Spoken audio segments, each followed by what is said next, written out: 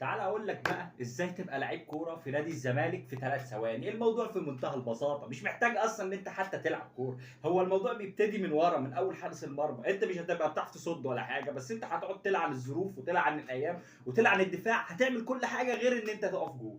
وده ترجع تقول لا اصل هم ما بيدافعوش. اعمل حاجه يا حبيبي، اعمل حاجه يا بابا. ده بالنسبه لحارس المرمى. نيجي لخط الدفاع، انا لو راسم خط على ورقه هيبقى احلى من كده بكتير، يعني هيمسك نفسه اكتر من كده بكتير. لا كور عاليه ولا التحامات ولا تاكلينج.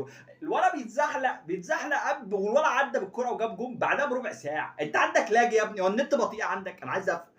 ده بالنسبه لمحمود شاب. بالنسبه لحمدي الونش لسه ما رجعش من الاصابه. بيقول حمدي الونش لسه في قطر، ما جاش لحد دلوقتي، مكانه فاضي، بنلعبه ناقصين واحد امبارح. نيجي بقى للاخ عبد الله جمعه، احدث باك عصري. الباك اللي بيعمل سبرنت ويرجع مصاب. طب يعني انا هديك فلوس ليه؟ عشان بتتصاب حلو؟